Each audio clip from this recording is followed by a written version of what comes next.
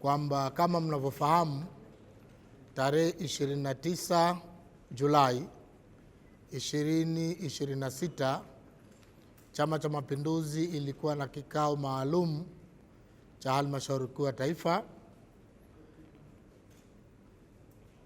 Kikao kile kilifanyika Zanzibar, Ikulu za Tunguu, ama tunasema Ikulu ndogo Tunguu, na kikao kile kilikuwa na ajenda mbalimbali ambazo tayari Katibu wa NEC Kenan ameshazungumza hapa. Lakini moja kati ya ajenda iliyokuwepo katika kikao kile, sisi tunasema mengineo, lakini kwa idhini ya mwenyekiti, tukana ajenda ya mwenyekiti wa chama, na ajenda ile ilihusisha mabadiliko madogo ya sekretarieti ya Halmashauri Kuu ya Taifa. Kama mnavyofahamu kwamba Halmashauri Kuu ndicho chombo cha mwisho cha uteuzi wa katibu mkuu ama wakuu wa idara. Kwa maana ilifanyika mabadiliko madogo katika sekretarieti ya Halmashauri Kuu ya Taifa, na kwa sisi hapa bahati nzuri katika mabadiliko yale tukapata naibu katibu mkuu wa Chama cha Mapinduzi anayefanyia kazi zake Zanzibar kuwa mpya.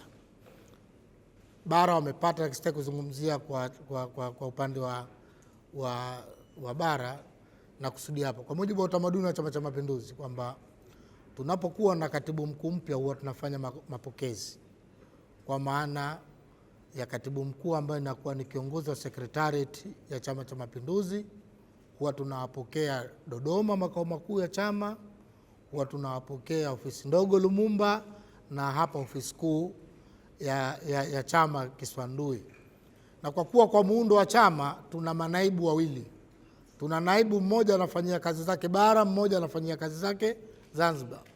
Huyo anayefanyia kazi zake Zanzibar, kwa mujibu wa muundo wa CCM, kuna kitu kinaitwa kamati maalum ya Halmashauri Kuu ya Taifa, ambayo hiyo kamati maalum ya Halmashauri Kuu ya Taifa inakuwa na sekretarieti yake, ambayo sekretarieti yake hiyo inashughulika na siasa za CCM za kiutendaji zote za hapa Zanzibar, nayo inasimamiwa na naibu katibu mkuu Zanzibar, ambaye yeye ndo anakuwa mkuu wa sekretarieti ya Chama cha Mapinduzi ya kamati maalum hapa Zanzibar. Kwa maana kwa utamaduni wa Chama cha Mapinduzi, tunapompata kiongozi wa sekretarieti huwa tunafanya mapokezi maalum kwa ajili ya kumkaribisha ofisini, lakini pia kufanya mapokezi kumpongeza kutokana na imani aliyopewa na viongozi wetu wakuu, lakini pia kuthibitishwa na Halmashauri Kuu ya Taifa.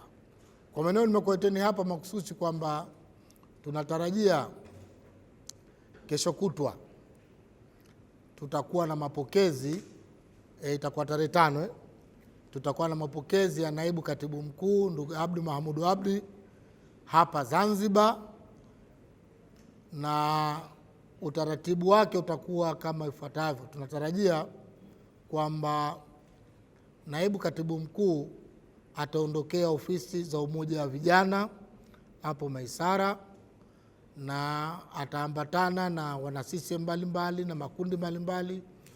Atatoka pale, atapitia njia hii ya Faya kujia Magereza, kushuka paka Miembeni na kuja paka Kachorora pale, atakuja zake moja kwa moja mpaka Kisonge hapo roundabout.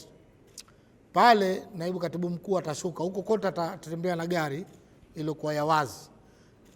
Atafika hapo atashuka hapo. Sasa ataambatana na viongozi mbalimbali wa chama, wakiwemo wenye viti wa mikoa, wenye viti wa wilaya, wakuu wa idara za chama na viongozi wengine pamoja na wana CCM. Tutatembea pale kutoka kwa miguu sasa kuja zake paka ofisi kuu ya chama hapa Kiswandui, ambapo atakapofika kwenye lango kuu pale atatembea peke yake, kumpa nafasi atavishwa skafu. Baada ya kuvishwa skafu pale ataingia ndani. Atakapoingia ndani atapokewa na naibu katibu mkuu aliyomaliza muda wake Daktari Mohamed Said Mohamed Dimwa. Baadaye wataambatana, atakwenda kwenye kaburi la hayati Mzee Karume, atasoma dua. Baadaye atarudi hapo, atazungumza na wana CCM watakaojitokeza katika viwanja vyetu. Baadaye tutaenda naye katika ukumbi wa Secretariat juu kwa makabidhiano ya ofisi.